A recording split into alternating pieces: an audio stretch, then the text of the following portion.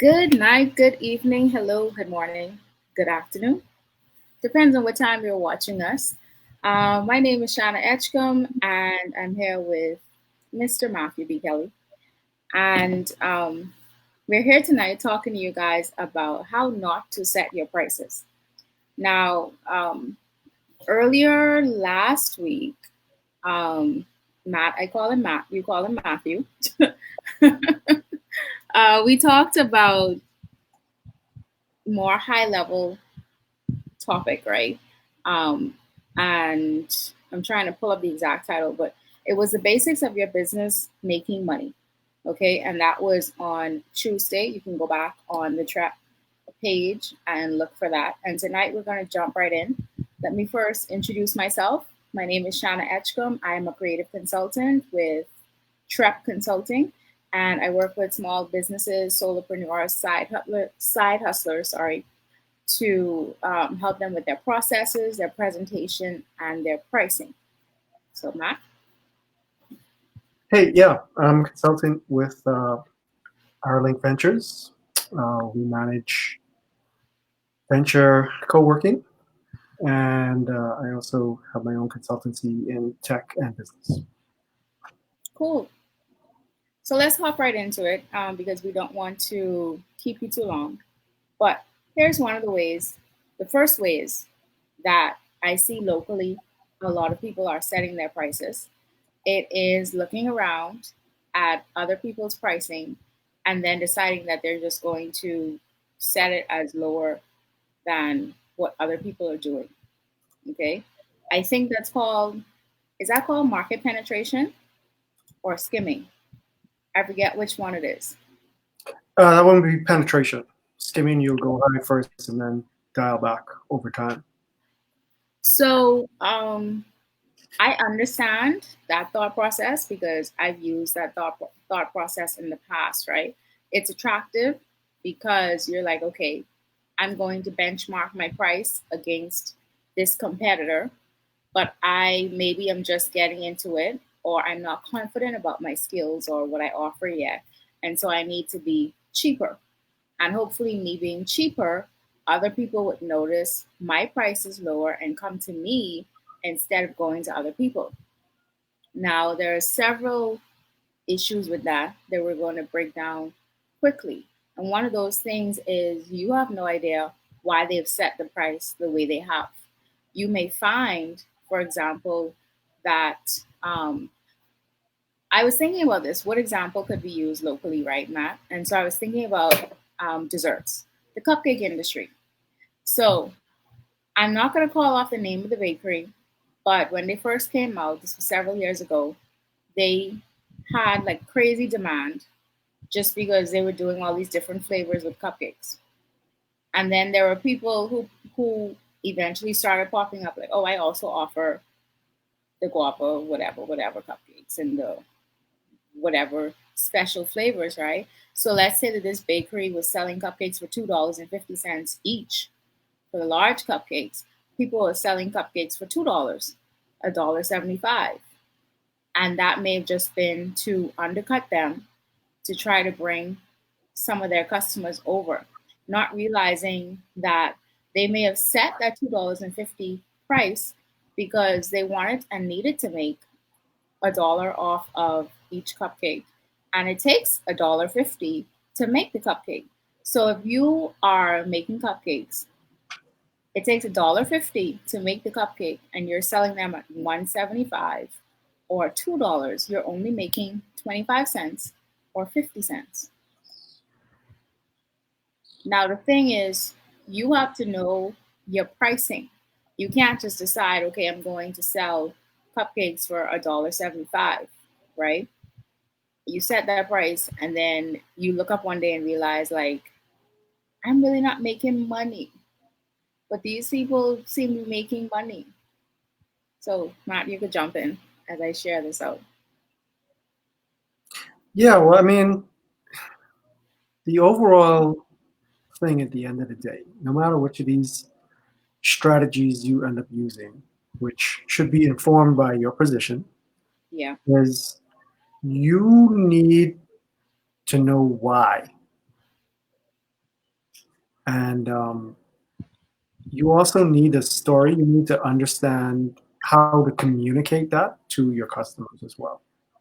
Yeah. That's the two big things, right?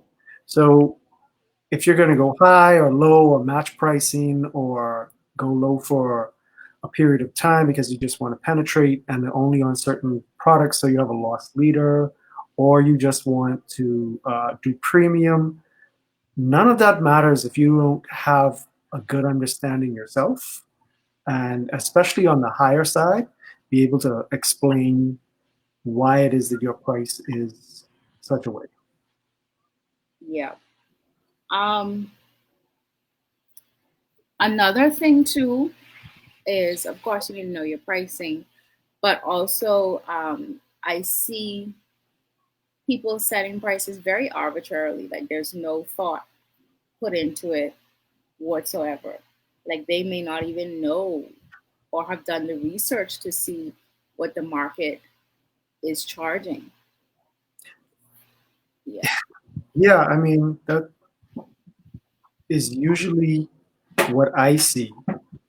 Sometimes you'll see a broad stroke rule being applied. Someone saying something like, retail needs to make 20%. Hmm. Number one, things change. Number two, which retail? You know, Yeah. so don't take these big rules that you see out in the world and just try to apply them slapdash. You need to understand exactly what's going on. So just like you said, market research needs to be done. You need to know your cost structure. You need to know your goals, what it is that you want to do and how you want to get there. And then see, okay, how does that line up with pricing? I mean, how does that structure allow you to line up in the world? And if it can't work, then rework some stuff. But don't just price because you want it to be cheaper than someone else or more expensive than someone else. Yeah. Yeah. Last time when we spoke, we discussed EHR, the effective hourly rate. Hmm. Like I said before, if you missed it, you can go back and look at Tuesday's broadcast. So, effective hourly rate. Essentially, for me, effective hourly rate is your price for what goes into what you do. Everything. Yeah, From if you have a product, and like I was talking to someone, I had a strategy session last week, and I told him he needed even to calculate like how long he sits and sources products and the ordering process and going in, picking up the items and the packaging, putting the items together, delivering them. All of that goes into your effective hourly rate. right. And there are many of us who deliver stuff and we don't think about these things. We just think about, okay, this is the product. Um, this is what I'm delivering. This is how much I paid for it. I want something for it. Yo, when people say, "Man, just give me something," I cringe every time. But that's a different topic, right? Um, but we disrespect our EHR. Like I remember when I did boxes, because I did have a gifting business, and I remember doing this corporate order, and I took so much time to source these items. It took me quite a while to put the items together in these boxes. And of course, there was delivery. Um, and so at the end of it, I didn't make a whole lot of money. And I did not at all calculate how long it would take me to order the items, pick up the items from the freight forwarder, put them together in the boxes, all these different things I did not account for. So at the end of the day, I really lost. Mhm. Yeah, it's common. I wouldn't say practice, but occurrence. Hmm. And I want to differentiate between the necessary investment that you will not be able to count towards that time Yeah. for EHR. when you're starting up something, there are things that need to be done that are more or less one-time investments. Mm-hmm. Well, if you do it right. Mm-hmm. But if you're doing the same thing every time to get something delivered, whether you are physically delivering it or someone is coming and picking it up, Mm-hmm. and that's part of the system, and you have to count every minute of it. Mm-hmm. Yeah. And I feel like as creators, we are especially bad about monetization. I would say a lot of us, not all of us. Hmm. Um, One, it is hard to sometimes put a value to what it is that we do. If you're talking about art, for example, um, and so sometimes it's difficult. And I'm just talking about me having conversations with a couple of them, and like people in different industries, from music to ceramics to everything in between. Right. Um, they don't always think about, okay, this is how much my raw material cost, or this is how much it costs me to hire that producer to mix. This is how much the studio time cost. None of those things that they tend to consider, right? And Yeah. so what ends up happening is, and I've, I have sternly, I wouldn't say row, but I've sternly spoken to people and said, like musicians, like, listen, you cannot charge below this price because you're not accounting for the fact that they're telling you they're going to give you this money. You are part of a group. You all have to split this money. So at the end of it, you probably just get enough money to buy for gas to get to the venue. And then that doesn't even include if you're trying to be fancy and you want live musicians, you're not just performing to a track. So now y'all have less than gas money. Yeah, I perhaps am a little more uncouth than you. I Mhm. have loud artists straight up. Um, I think artists in particular of various types, it's super important to use EHR as part of the calculation to your pricing. So if you are willing to make sacrifices to gain notoriety, Mhm. essentially market share, then that's fine. But you should know that that's what you're doing, and so you still need to make these calculations. Mhm. So maybe that group would have been fine losing a little bit of money um, to perform at certain venues, right? And Yeah. I know I hate the for exposure argument. And that's not Mhm. what I'm saying. I am saying that investments of various sorts are going to have to be made, no matter Mhm. what business you're in. Uh, Mhm. Mhm. but you should know what they are, and you should know the point at which it's too much. Maybe you should be working on a different type of project, or maybe the thing that you are making big losses on is a passion project. But you need to understand the mechanics of what goes into choosing prices before you Yeah. can say I am consciously making this choice to do this or that, because you don't understand if you're making or losing money and why that is until you make the calculations. Right. And I think people underestimate too, um, their place in the industry, because, and when I say industry, it's whatever industry you're in. It doesn't have to be music or anything like that, right?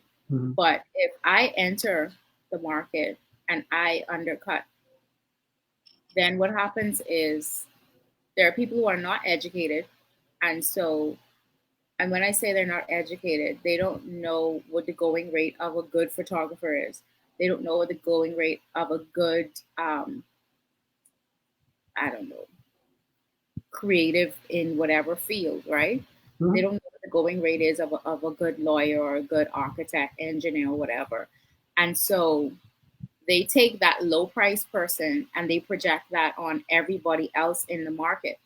And so that person is unintentionally hurting the market because in order to survive, if there's too many people who are charging too low, then everybody has to bring their price down, or some have to service less clients and they lose money because there are some clients who will go to the cheaper, right? Not to say that just because you're cheap, you're not good. But my next point will be how your pricing also affects the way people see you. Okay. So I say all that to say, let's give another example. Why there are so many photographers now. My goodness. So many photographers, so many caterers, so many wedding planners, event planners, blah, blah, blah. Okay. So you come in, I've made this mistake. I have charged prices that were low. And I said this before because I had a full time job. And so it was just, my attitude was almost a give me something, without me explicitly stating it. And it wasn't until I became full time and then it was like, you can starve because the amount of work that you have to put in for what you were previously charging, they can't go together now that your bills are solely on you making money on your own, right? Um, but the problem is because I was charging so little, then I may have hurt the market because then there may be other people saying, oh, well, Shana's charging this. Why is this planner charging a pair, right? There are a whole lot of things that go into pricing. I think one of the biggest things is the fact that many people have full time jobs, whereas someone who has to eat off of strictly what they go out and kill, they have to charge that price because all of the business expenses comes out of that money. And that's very different than someone who has a full-time job and this is just a side hustle for now that maybe they hope to turn into a full-time thing later. Yeah, well, I think the important thing to understand in that situation too is that your your pricing was still very off. Hmm. And when I say you, whoever's in this position, Hmm. um, you just didn't realize it because you were subsidizing it with income that you already had. Yeah. But all of the work was still being done, which in a way is worse because you had a full time job and then you had this other thing that you needed to put all this time into, which you weren't properly charging for that time. Hmm. So, I mean, perhaps that sacrifice is worth it again as an investment. But Hmm. if you don't know it and then you move to full time on your business, Hmm. and that's one of the huge shocks that people get when they do move is because they just didn't, even though they may have been doing their side hustle for years, they weren't properly accounting for the various expenses in time, resources, money, etc. Yeah. Yeah. Yeah. And that's something I feel like I wish more people would talk about is that that is one of the shocks of moving into being full time is if you weren't charging what you should have been charging from before you go into full time, and then all of a sudden you realize that you either have to do a big jump in pricing so that you can survive, or you have to pull back on the level of whatever it is that you do provide Mm. because it's too much and it's not sustainable. Yeah. So for most of the people who would be listening to this, they'd be, fairly early on in their entrepreneurial journey, or they're straight up freelancers. Hmm. If you don't know, as an artist, individual, uh, making things yourself, then you would be classed as a freelancer. You have a business, but it's different to the entrepreneurial track. Okay, your time is going to be the biggest one of, if not the biggest, contributors to your pricing. Mm-hmm. If you cannot price in such a fashion that you would make an EHR basically an hourly income Mm-hmm. that you can at least live with for this stage in the journey, right? Yeah. Then you've got to make changes. Yeah. So if you can survive on $10 an hour and that's what everything works out to because you have some outside support or something, fine. But if you can't, then you need to figure out, okay, do I need to add more value into what I'm offering so that my price can go up? Yeah. Or do I need to be able to change my system so that I'm delivering to more customers without doubling the cost for every customer that I get? Yeah. Um, right, but you got to run the numbers. So you got to know what that hourly bottom level is that you're going to accept, Mm-hmm. and then of course all the materials, Mm-hmm. and then you have a look at the marketplace and see, okay, how is this standing up? So let's just take widgets of some sort. Let's say paintings, right? Okay. Not, let's just say you were doing commission portraits. Mm-hmm. So you you couldn't even necessarily directly compare someone else's market rate to yours because Mm-hmm. they may have more prestige, which is a big thing that goes into our pricing. Yeah. But also, like your technique may be better, and therefore, or just more in demand, more trendy. A Mm-hmm. lot of different things come into play. But when you go out to look at the marketplace, that's you.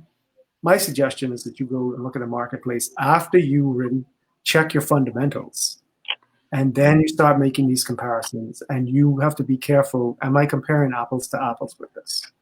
You're not just going to compare product to product, but what is it that the customer is getting out of that product, and how is that being delivered by what you're doing versus what they're doing, so that you can compare value to value, not just widget to widget.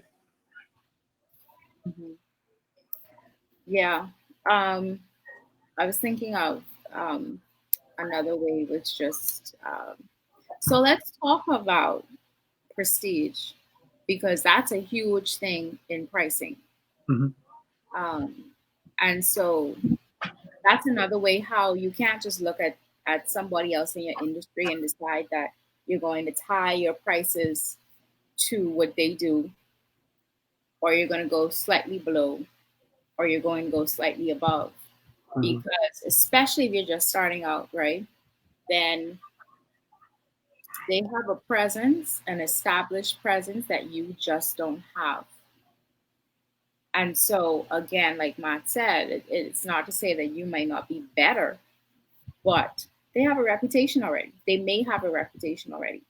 Mhm. They would have already have sometimes those networks that would allow them to have the pricing that they have or to make the margins that they make, which you probably will never find out, right? Unless you have like some insider information or you do some spying. So, what were you gonna, you were gonna say something? I'm just saying, like certain industries, if you know your stuff well enough, you can make educated enough of an educated guess. True, true. Um, I'm gonna say though that there aren't enough people who would go through that trouble. I'm just being honest. Mhm. I don't think a lot of people would go through that trouble to do their research and work backwards and figure things out to make educated guesses. But prestige is a thing. Prestige is a huge thing. Like Mhm. even if we just look at Starbucks and Dunkin' Donuts, okay? And I'll call those names off. They're not sponsoring this, but I'm just saying. Starbucks and Dunkin' Donuts. Starbucks has a reputation, not necessarily here, but it has a reputation of the coffee not being that great. But because of how they branded themselves and positioned themselves in the market, um, even college students who really should probably can't afford to be drinking Starbucks every day develop habits. I was one of those. And then I catch myself and I was like, how am I paying 5.25 every day for this coffee when one, I was working someplace where I could have gotten basic coffee to keep me up anyway. And two, when I calculated that at the end of the month, like Shana, you crazy. This is too much. This is a habit that you don't need to be supporting, especially not on your paycheck, you know. Um, But Dunkin' Donuts has branded itself a certain way. Starbucks has branded itself a certain way. If Dunkin' Donuts all of a sudden started charging five something for a medium cup of something, people would be like, well, who you think you are? This is not what I came here for, right? Whereas at Starbucks, if your drink costs five something and it's a grande, that's par for the course. You already know. Then if you go and add a basic pastry, that's $10. You already know how much you're gonna spend. You know, um, that's literally prestige in action. Yep. So this is where branding actually matters, as opposed to a bunch of In the beginning. frou-frou-ness around a logo when Yeah, no one knows who you are. yeah. Um, but yeah, so knowing what it is that you want people to think about you, knowing how effectively you are communicating that, and what they're actually saying about you behind your back. Hmm. Um, but at the end of the day, then, whatever it is that you decided where you want to position yourself, whether it's super prestigious or you're for the regular Joe in the economy, or you just want to go bargain basement and try to make up the things in volume. Hint: if you're starting out, this is a terrible idea. You are not Walmart. Terrible. Um, yeah, at that point, you are trying to build trust, right? And that's a broader marketing discussion. But price is part of saying to people, this is what I am. And if you go high, just the fact that you are high, unless there are blatant things that say, no, no, no, no. You think you should be up there, but you shouldn't. But once you have it covered that you can actually deliver what it is that you're saying you can deliver, then Hmm. the the the fact that you can go lower may actually hurt you because in a weird twist on the race to the bottom, Hmm. people see you as not premium, and therefore you're not going to provide a premium experience if you don't have premium pricing. Right. And I want to go back to when you said you're not Walmart. Um, One of Walmart's strengths is they sell thousands of products that they get for super, super cheap, and then they mark up. Mhm. So let's say that they buy a sweatshirt from some Chinese factory. The sweatshirt costs them 15 cents to produce. They charge $12 for it. Now you may say $12, that's not that much. But if they're selling $10,000 of just that one sweatshirt every day, calculate what that margin is, right? Even just the flat number, not the expenses or anything like that. Now imagine them moving those types of numbers across stores all over the US. and the world, just for that one item, how much money that they're making. So when Matt says, at least my interpretation, when he says you're not Walmart, you're not probably selling that much volume. You don't have that much volume, more than likely. And then, two, your margin is not as big as theirs. Yeah, yeah. So you cannot get the unit discounts that they get because of their scale.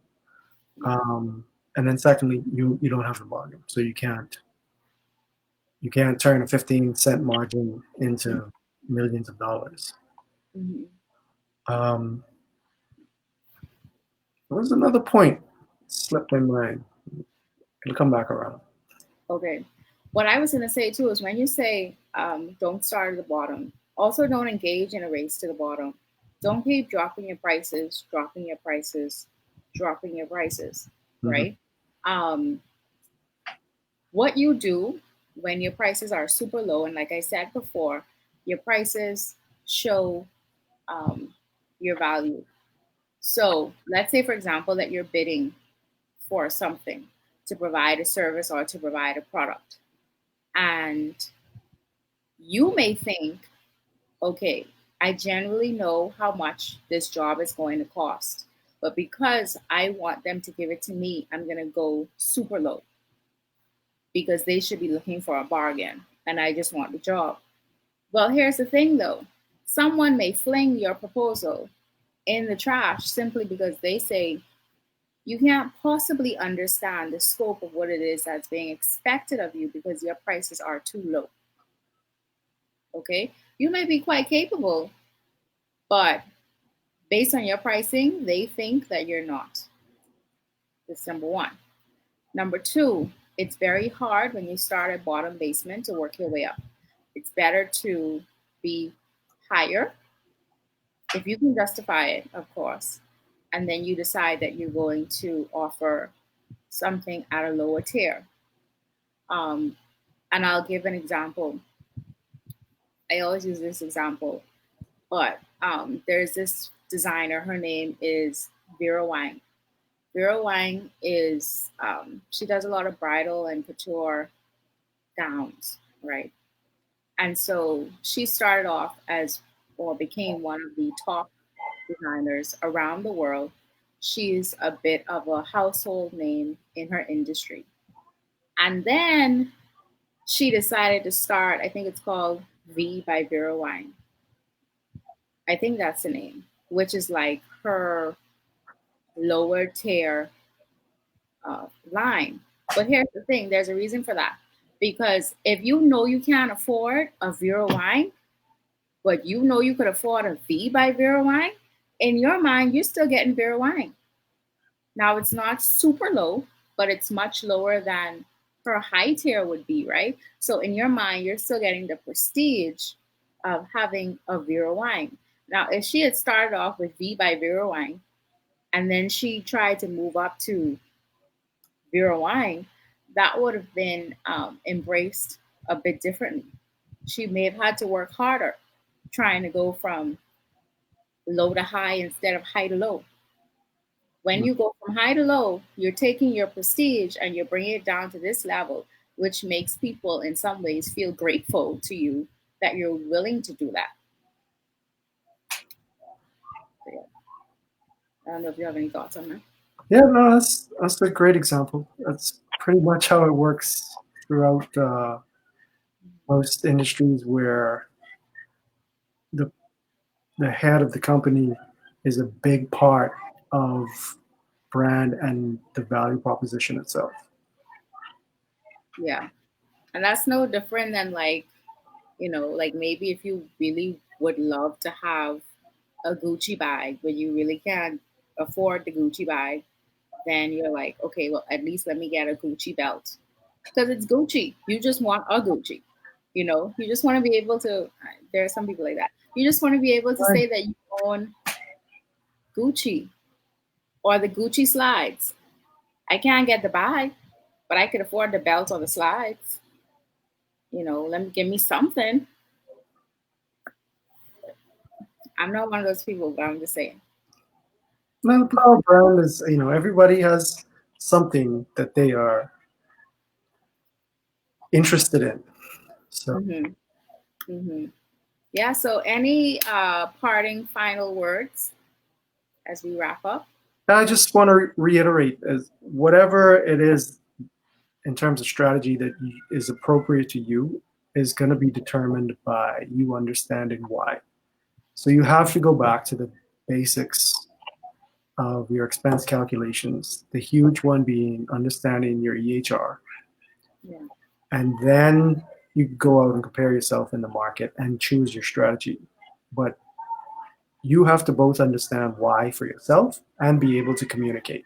So once someone understands why this cost, if they're truly a potential customer for you, then you will have had the proper conversation with them about pricing. Mm-hmm. But if you just this website is $5,000. Okay, why? Because it's $5,000. Okay, next. Mm-hmm. Not, not interested. Yeah. My closing thought is do your research.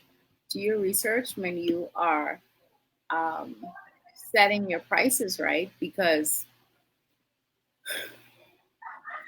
I come from a place of I know that struggle deeply, and the headspace that I was in when I left a paycheck, and then it was like I'm in some deep doo doo because I don't know what my pricing should be. I don't understand my prices. I can't live off my current prices. When people would ask me how much I charge for stuff, I said I don't know. I like literally I don't know. Or it would be I would throw out like the first low figure that came to my mind. And of course, once you tell somebody something, that's what they hold you to, as they should, because you should know and be on top of your stuff. So that's the place I come from, because I know the struggle of not knowing what to consider. And I had to go through that process of training myself to think about numbers, to turn things over in my head, to not give the first price that came to my head. Or maybe it even got to the point where I said, okay, let me calculate. And then because I know myself and I probably still went too low, I would multiply it by a percentage to bring it up, Mm. to counter for the fact that I knew I was too low. So you just have to reprogram your mind, especially moving forward. Like now is not a time for you to be sketchy or wavery or just trying to figure out your prices. Yeah, no, you need to sidestep all of that, all those potential problems. Learn from other people's mistakes instead of your own, and Yeah. just do the work up front. That's, Yeah. Please do the work up front. that's, Don't end up like me, who was in tears one day. A client like had me in tears, a former client, because it was just like it was so ridiculous the amount I was being paid versus expectations, and that was an error on my part because I negotiated really badly and I'd already given a low price, you know. Um, but anyway, Matt and I are hosting a series of paid workshops. The link is up top, at the top of the name of this live. And so we have two tiers, two bundles. They're for those people who are just starting out in business, or you still just have a concept, but you need help kind of trying to figure it out, and what to consider. And then we have one for existing businesses, those of you who have, um, you've already been in business, you've been making money. You need to check yourself, check if you're doing things correctly. Maybe you need an outside perspective, whatever the case may be. So those are two different tiers, and each tier or each side will get 3 classes. Okay, those are three classes. Visit the link in the section up top so that you can see the list of the three classes. We are going to attach dates to them, but right now we just put it up there for you to make a decision if you fall into either of those categories. So it's $60 for three classes. Hmm. Because Matt and I like to run out, we're probably going to give you all five classes for the $60. Okay, I'm probably like 99% sure. Um, but we're going to go into. He's laughing because he's like, "Uh."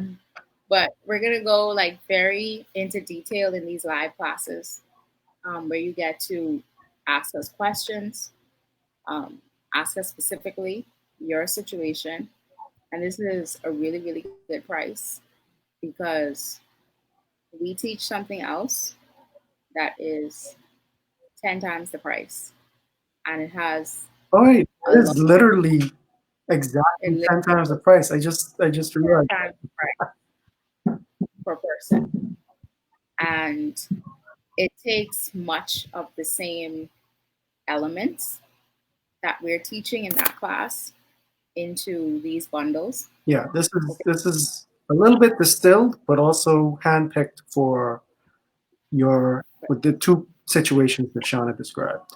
Um, Yeah. and the reason that pricing is so low also is simply, good God, what has happened since essentially January in the world, but for us Okay. since March. mid March, Yeah. is just something we feel like, okay, if we could do our part to help out with that, great. I mean, as we iterate this, of course, pricing will go up. That's irrelevant to your decision right now. But if you can take advantage of this, Hmm. because it's not going to be easy. Things starting to like get back to semi-normal as of Monday. I mean, we've been opening up slowly for a little while, but it's not going to be easy. It will. So And take advantage. please do. We've been having conversations about how we could serve and join forces to serve. And so this is one of those ways. Matt and I do not ever teach anything that is $20 a class. Um, and that's us splitting $20 per class. That's not even each of us getting $20 per class. Um, so we just want you to know that that option is available. If you go to the link, the Gumroad link, and you'd prefer to just buy one class is $25. If you want all of the classes, then you pay the 60. If you do just want one class, inbox us and then we'll send you a link, and just let us know which one in particular that you would like to buy to purchase. And then we will send you a link for payment because the one up top is for the bundle, not for um, one class. Okay. So you're going to see us again this week. We're going to go into another topic that we still need to decide on. But yeah, thank you guys so much for watching. Catherine, appreciate you for watching and um, letting us know that you love our conversations. And for those of you who don't know, Catherine is a part of the QC continuing education department. I know I didn't call off the whole name properly, but they also offer continuing education classes, and their summer list is quite extensive. It looks interesting, so also check them out. Yeah. So yeah, Do everything that you could do to up your game right now, man. yeah. If you have a business idea and you still need help trying to figure it out, then take advantage. If that's not with us, then take advantage of what is out there online and doing your research and having conversations because we can't get this time back. And you may find yourself in a unique position where you may really have something that could be high impact and of high value to people, but you have to be ready. That's it. Okay. Dokie. All right, guys. We will see you later. We're signing off. Thank you so much for watching, and we will see you next time. Bye. Alrighty. Bye.